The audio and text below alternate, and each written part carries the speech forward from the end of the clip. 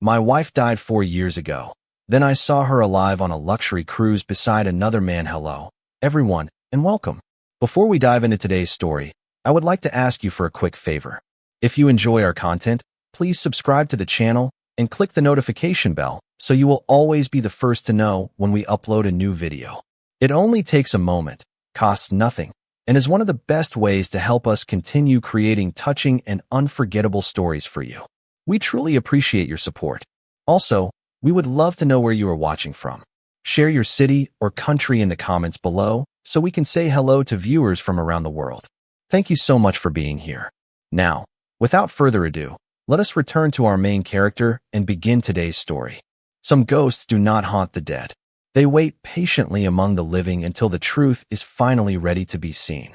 For years had passed since Marcus Bennett stood beneath a gray October sky and watched a polished mahogany casket disappear beneath fresh earth, carrying with it every dream he had built beside the woman he loved. The funeral had ended long ago, the flowers had faded, and the sympathy calls had stopped, but grief had never respected calendars. It lived quietly in the ordinary moments. Every morning, Marcus still reached for the right side of the bed before remembering it had been empty for years. Every Sunday, he still brewed 2 cups of coffee before pouring one down the sink with a tired smile that nobody else ever witnessed. Friends had encouraged him to move on. His sister had gently suggested dating again. Even his pastor had reminded him that healing was not betrayal. Marcus appreciated every kind word, yet none of them changed the simple truth that Naomi had been the love of his life, and losing her had divided time into 2 separate worlds, the one where she existed and the one where she did not. When his longtime friend convinced him to accept a complimentary ticket aboard one of the newest luxury cruise ships sailing through the Caribbean, Marcus resisted for weeks. Vacations belonged to happy couples and growing families, not widowers, carrying invisible weight from one season into the next. Eventually, he agreed, believing that perhaps endless blue water and unfamiliar horizons could quiet memories that Chicago streets stubbornly refused to release. On the second afternoon of the voyage, sunlight shimmered across the ocean like thousands of scattered diamonds, while a warm breeze carried the sound of distant laughter across the upper promenade. Marcus leaned quietly against the polished railing, watching gulls circle far behind the ship, allowing himself the rare comfort of thinking about nothing at all. Then everything inside him stopped. Less than 30 yards away, a woman emerged from the grand staircase, wearing a simple cream-colored dress that moved gently with the sea breeze. Her hair rested on her shoulders exactly as he remembered. She tilted her head while smiling at something beside her, revealing the tiny dimple that had once appeared whenever she tried not to laugh. Marcus forgot to breathe. His pulse pounded so loudly that every surrounding sound seemed to disappear beneath it. That could not be possible. He blinked once, then again, convinced his exhausted mind had created a cruel illusion from years of longing. Yet she remained there, completely real, walking slowly beside a distinguished man whose silver hair reflected the afternoon sun. The stranger spoke softly, and she answered with the same calm voice Marcus had once heard every evening across their dinner table. Without realizing he had started moving, Marcus crossed the deck through clusters of passengers until only a few steps separated them. His heart carried equal parts hope and terror. "Naomi," he whispered before his voice grew stronger. "Naomi." The woman stopped. She turned slowly toward him. Their eyes met. For one impossible second, the world seemed to hold its breath with him. Marcus searched desperately for recognition, for surprise, for tears, for anything that could explain the miracle standing before him. Instead, she looked at him with polite confusion, as though he were nothing more than another unfamiliar traveler passing through her afternoon. Then, after the faintest pause, she gently rested her hand on the other man's arm and continued walking away, leaving Marcus frozen beneath the bright Caribbean sky, wondering whether he had just seen the woman he buried 4 years ago, or whether someone had created the most perfect lie he had ever witnessed. Marcus remained exactly where he stood long after the woman disappeared into the flow of elegantly dressed passengers. The warm Caribbean breeze still drifted across the open deck. Musicians continued playing soft jazz near the pool, and waiters carried polished trays filled with sparkling drinks as though nothing extraordinary had happened. Yet for Marcus, The world had divided itself into two impossible realities. Either he had just looked into the eyes of a complete stranger who happened to resemble Naomi with unbelievable precision, or every painful memory he had accepted for 4 years had been built upon a lie too enormous to comprehend. His hands trembled slightly as he reached into his jacket pocket and removed the small leather wallet he had carried since the day of her funeral. Folded carefully inside was the last photograph they had taken together during a neighborhood street festival in Chicago. Naomi had been laughing at something outside the frame, her head tilted in exactly the same way he had seen only moments earlier. Marcus studied every detail, then closed his eyes. The smile, the dimple, the gentle curve of her eyebrows. Even the tiny silver pendant she wore around her neck on the cruise looked identical to the one he had given her on their 5th wedding anniversary. Coincidence no longer felt like a reasonable explanation. Determined to understand what he had witnessed, Marcus quietly followed the direction she had taken without drawing attention to himself. The luxury ship offered dozens of restaurants, theaters, lounges, gardens, and observation decks, making it surprisingly easy to lose sight of anyone within minutes. Still, he caught another brief glimpse of the elegant stranger entering an upscale dining room beside the silver-haired gentleman.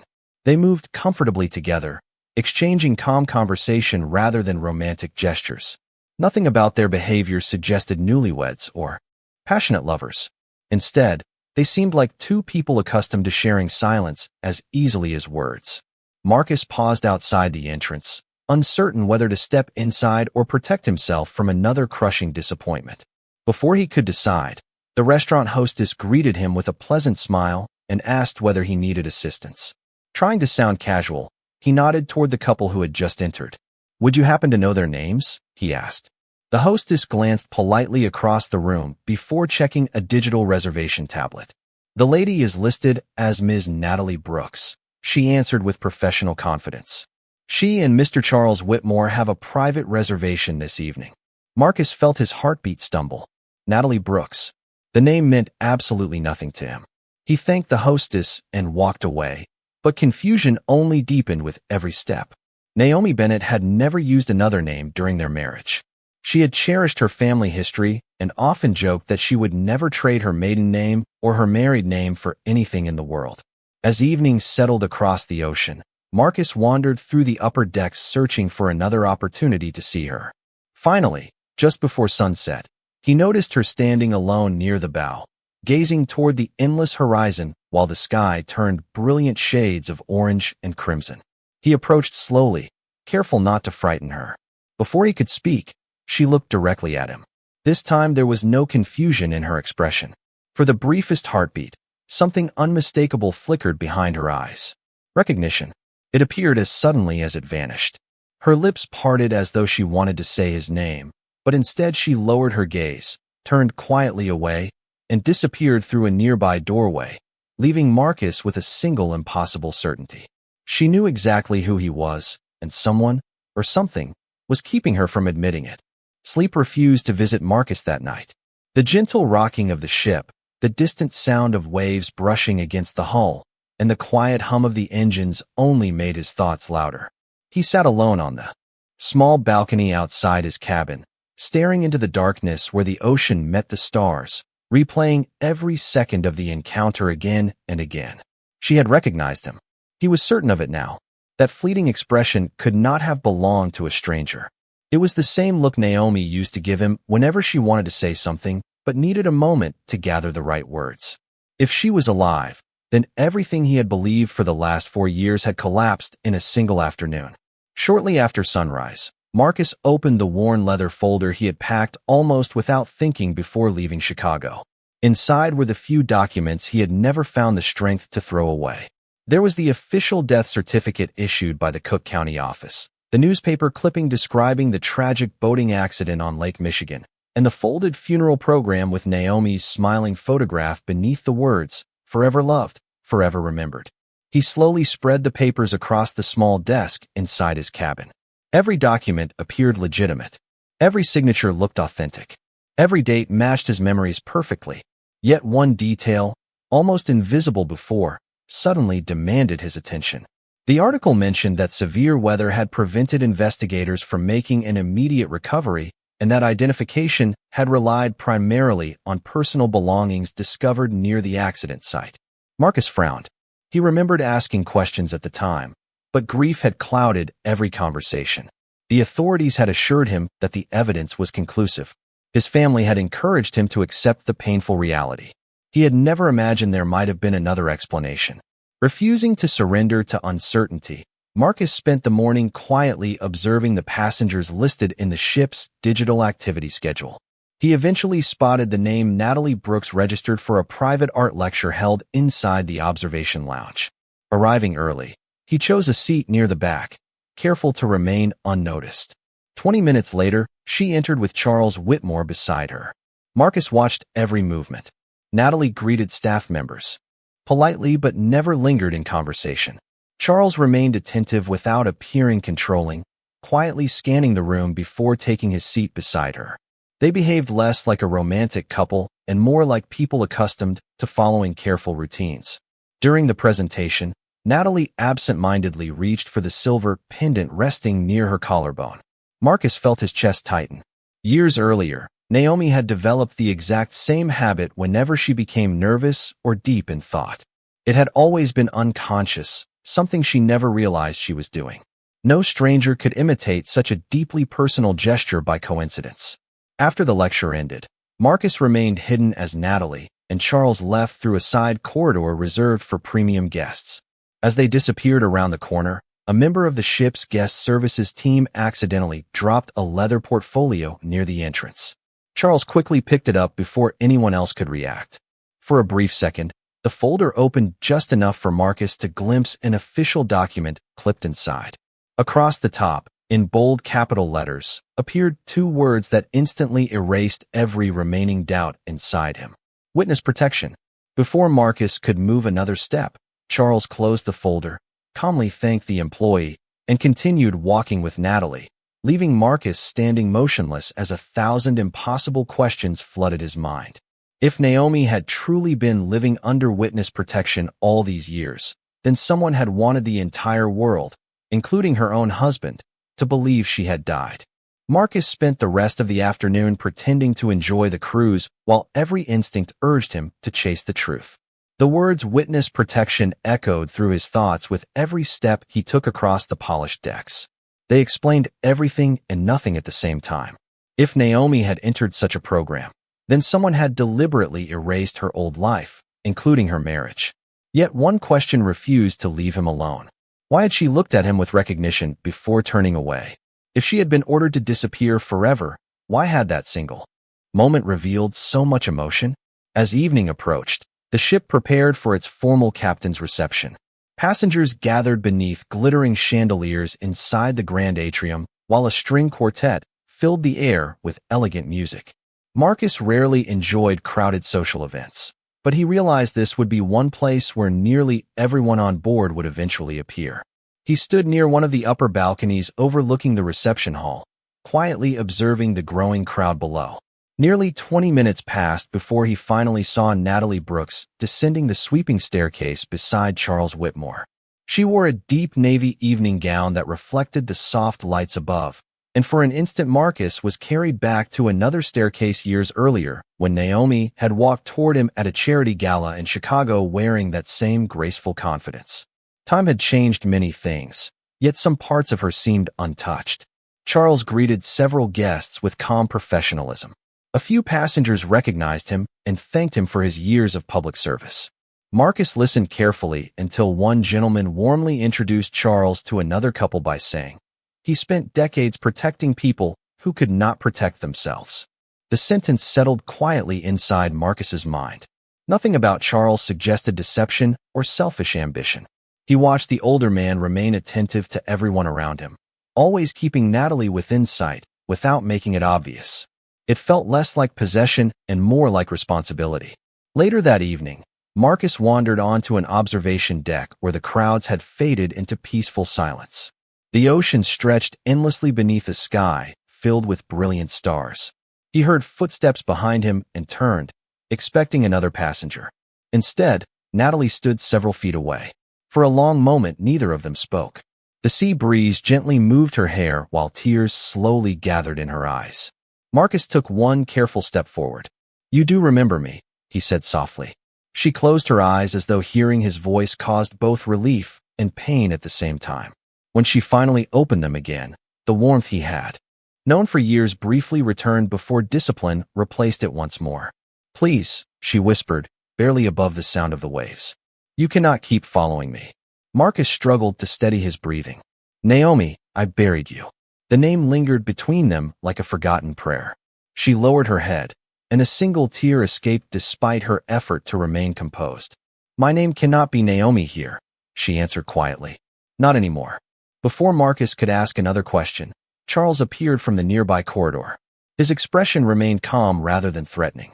He looked first at Natalie, then at Marcus, with the tired understanding of a man who had anticipated this meeting for years. "Mr. Bennett," he said respectfully, "there are truths that cannot be explained in the middle of an open deck." Marcus stared at him in disbelief. Charles knew exactly who he was. "Tomorrow morning," Charles continued gently, "if you still want answers, meet us in the private library at 8 o'clock. After that conversation, your life may never look the same again." Marcus arrived at the private library 10 minutes before 8, unable to remember the last time an hour had felt so heavy. Morning sunlight poured through floor-to-ceiling windows, reflecting across shelves lined with polished wood and leather-bound books that seemed untouched by the noise of the outside world. The room was almost empty except for Charles Whitmore, who stood quietly beside a table near the windows with 2 cups of fresh coffee waiting. Natalie was nowhere to be seen. Charles gestured toward the chair across from him with calm courtesy. "Thank you for coming," he said. Marcus remained standing for a moment before finally taking his seat. "I have spent 4 years believing my wife was dead," he replied evenly. "I think I deserve more than thank you." Charles accepted the words without argument. He slowly placed a thin envelope on the table, but did not slide it forward yet. "You deserve the truth," he answered. "Whether you will be able to accept it is another matter." Silence settled between them. The distant sound of waves brushing against the ship seemed louder than either man. Breathing. Finally, Charles opened the envelope and removed a single photograph. It showed Naomi smiling beside Marcus outside their Chicago apartment several months before the accident. Marcus immediately recognized the picture because he had taken it himself using a timer balanced on the hood of his car. "Why do you have this?" he asked. Charles looked directly into his eyes. "Because long before the accident, federal investigators discovered that your wife had unknowingly witnessed financial records connected to an organization under investigation.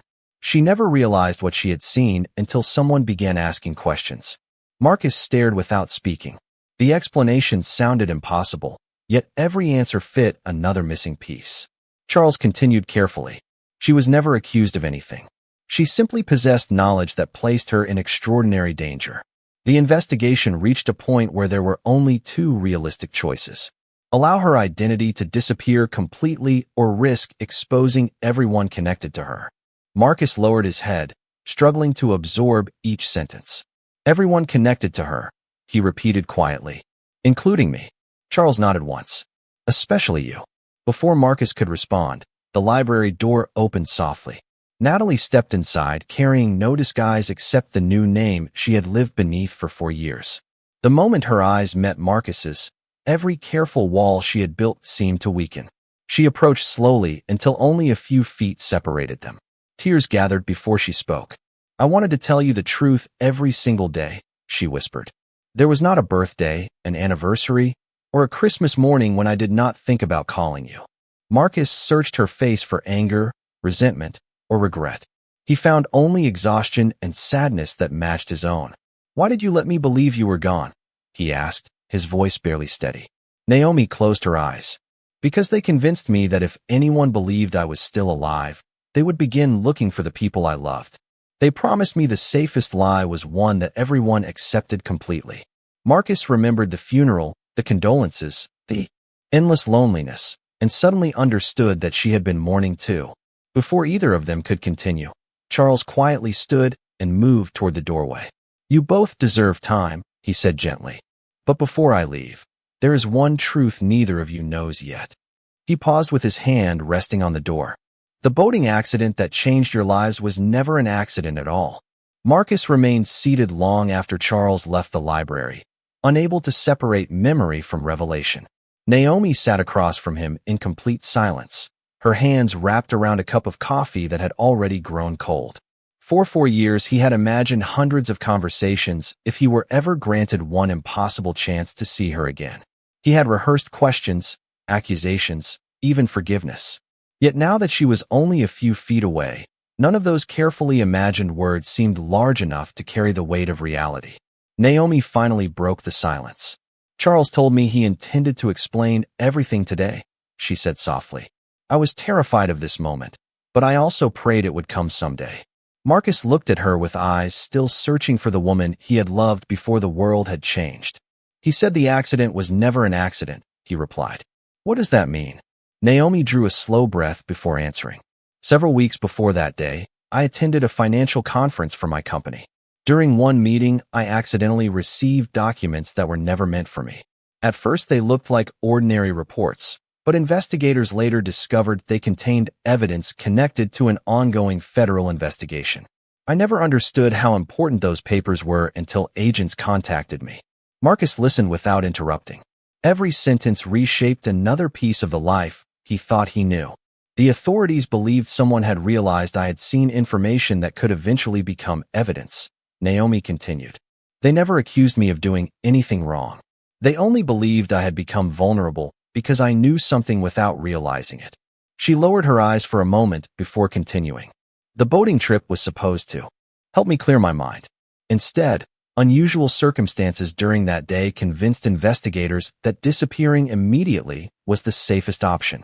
They created a completely new identity before anyone outside the investigation understood what had happened." Marcus slowly leaned back in his chair. "So everyone believed you had died?" Naomi nodded through quiet tears. "Including my parents for several weeks. They were eventually told enough to understand why they could never contact me again. They carried that secret because they believed it was protecting both of us." Marcus closed his eyes as another painful memory returned. He remembered Naomi's parents crying at the memorial service, their grief looking painfully genuine. Now he realized it had been mixed with a truth they could never reveal. "Why did you never send even one message?" he asked. Naomi reached into the small handbag resting beside her chair and carefully removed a bundle of folded letters tied together with a faded blue ribbon. She placed them gently on the table between them. "Because I wrote them instead." Marcus stared at the stack in disbelief. Naomi touched the ribbon with trembling fingers. "One letter every month. Every birthday. Every anniversary. Every Christmas. Every time I thought I could not survive another day without telling you I was still alive." Marcus slowly picked up the first envelope. His own name appeared across the front in Naomi's unmistakable handwriting. None of the envelopes had been opened. "Why did I never receive them?" he whispered. Naomi's voice nearly disappeared. "Because every letter was reviewed before it could leave. Every single one was returned to me with the same answer. Contact would place both of us at risk." Marcus carefully held the letters as though they were the missing years themselves. Then his attention settled on the final envelope at the bottom of the bundle. Unlike the others, it carried a small official stamp and a handwritten note from Charles. The note contained only one sentence. "The restrictions have officially ended, but someone else has already started searching for the truth." Marcus held the bundle of letters against his chest as though they were the missing heartbeat of the last 4 years. Each envelope represented a holiday spent alone, a birthday celebrated in silence, another season when both of them had believed love required absence instead of presence. He looked at Naomi, and for the first time since seeing her aboard the ship, the anger that had quietly lived beneath his confusion began to soften. The pain had been real, but so had hers. Neither of them had chosen the life they were forced to live. Naomi gently wiped away another tear before speaking again. "I stopped counting the days after the second year," she admitted quietly. "It hurt less to measure life by letters than by calendars. Every time I wrote to you, I imagined where you might be. I wondered if you had moved to another apartment. I wondered if you still visited the little coffee shop near Grant Park. I wondered whether you had finally replaced the old truck you refused to sell." Marcus managed a faint smile despite everything. "I still have it," he answered. "It barely starts on cold mornings, but I could never let it go because you bought it for my birthday." Naomi laughed through her tears, and for one brief moment the years between them seemed to disappear. The familiar warmth in her smile reminded Marcus that beneath the name Natalie Brooks, beneath every official document and every carefully rehearsed conversation, Naomi had never truly disappeared. Their quiet moment ended when Charles returned carrying another sealed folder. His expression remained calm, yet Marcus immediately sensed something had changed. Charles placed the folder on the table and looked at both of them before speaking. "I received confirmation less than an hour ago," he said. "The investigation that required Naomi's protection officially concluded several months ago. Every legal restriction preventing contact has now been removed." Marcus frowned. "Then why has nobody contacted us until now?" Charles exhaled slowly. "Because ending one investigation created another." He opened the folder and removed several photographs taken from public locations around Chicago during the previous 6 weeks. Marcus immediately recognized the neighborhood, where he still lived. Another photograph showed the entrance to his office building. A third captured him carrying groceries into his apartment. None of the images appeared threatening, yet their existence was deeply unsettling. "Someone has been trying to determine whether Naomi is truly gone," Charles explained. "They have found nothing connecting her to her previous life, but they have shown unusual interest in people who were once close to her." Marcus studied the photographs in disbelief. "Are they watching me now?" Charles answered honestly. "We do not know. We only know someone has been asking questions that should no longer matter." Naomi looked toward Marcus with visible concern. "This is exactly why I stayed away," she whispered. "I could survive losing my old life. I could not survive knowing my return placed yours in danger." Marcus reached across the table and gently took her hand for the first time in 4 years. There was no hesitation now, only quiet certainty. "You did not ruin my life by disappearing," he said. "The lie did that. You only carried it because you believed it protected us." Naomi lowered her eyes, unable to speak. Charles quietly closed the folder before adding one final piece of information. "The cruise was never chosen by accident. I recommended it because I believed the safest place for the two of you to meet again was somewhere neither of you expected. I hoped you would finally have the chance to hear the truth from each other instead of from another government file." Marcus looked out through the library windows at the endless blue horizon, believing for the first time that the future might still hold hope. Then Charles's phone vibrated softly. He glanced at the screen, and the calm confidence that had never left his face suddenly disappeared. He slowly looked back at Marcus and Naomi before speaking only 6 quiet words. "Someone else has boarded this ship today." Marcus instinctively looked toward the entrance of the library, expecting an unfamiliar face to appear at any moment. But the corridor outside remained quiet. Charles slipped his phone into his jacket and lowered his voice even further. "Do not panic," he said. "Nothing suggests immediate danger. What concerns me is timing. Whoever boarded this ship could simply be another passenger, or they could be someone continuing to ask questions that should have ended months ago." Naomi gently withdrew her hand from Marcus's, not because she wanted distance, but because years of careful discipline had taught her never to attract unnecessary attention. Marcus noticed the movement immediately, and for the first time he truly understood how deeply those years had changed her. She no longer reacted freely. Every smile, every glance, every decision passed through invisible layers of caution before reaching the surface. Charles suggested they leave separately to avoid drawing curiosity.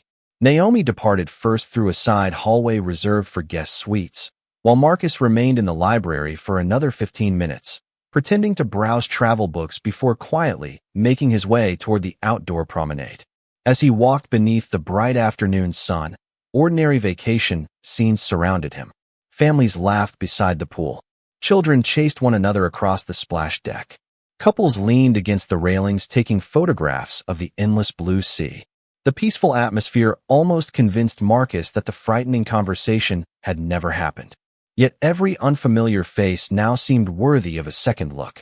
Later that afternoon, Naomi sent a brief handwritten note through guest services asking Marcus to meet her in the ship's botanical garden shortly before sunset. The enclosed map led him to a quiet corner hidden beneath glass ceilings where tropical flowers filled the air with a gentle fragrance and small fountains softened every surrounding sound. Naomi was already waiting on a wooden bench. Without speaking, She handed Marcus one of the unopened letters from the bundle she had shown him earlier. "Read this one first," she whispered. Marcus carefully unfolded the pages. The date at the top stopped him immediately. It had been written on what would have been their 10th wedding anniversary. Naomi described spending that entire day sitting beside a lake under another name, wondering whether Marcus had remembered the little Italian restaurant where they celebrated every anniversary together. She wrote about buying a small chocolate cake for one person because pretending the day meant nothing hurt even more than acknowledging it alone. Near the end of the letter, she confessed something Marcus had never expected to read. She admitted that several times she had almost abandoned her new identity completely, willing to accept any consequence if it meant hearing his voice again. Marcus slowly folded the letter, his eyes filled with quiet emotion. "You were alone too," he said softly. Naomi nodded. "Every day." Before either of them could continue, Marcus noticed Charles approaching from the opposite pathway with measured but purposeful steps. He did not appear alarmed, yet his attention repeatedly shifted toward a man standing near the far side of the garden, apparently studying the flowers while occasionally glancing in their direction. Charles greeted Marcus naturally, then spoke without changing his calm expression. "Do not turn around immediately," he said under his breath. "The gentleman wearing the tan linen jacket has appeared near each location where the two of you have met today." Marcus resisted the urge to look. "Do you know who he is?" Charles answered with complete honesty. "Not yet." After a brief pause, he added words that caused Marcus's heart to tighten once again. "But someone aboard this ship knows exactly who Naomi used to be, and I am beginning to believe they did not discover that information by accident."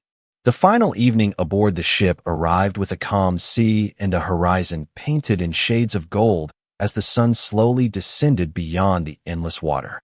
Marcus stood quietly beside the railing where everything had begun only days earlier, remembering the moment he had first seen Naomi alive after believing she had been gone forever. So much had changed since then that it almost felt impossible those memories belonged to the same journey. Charles approached carrying a small folder and an expression far lighter than Marcus had ever seen before. "We have our answer," he said. The man in the tan jacket was not pursuing Naomi.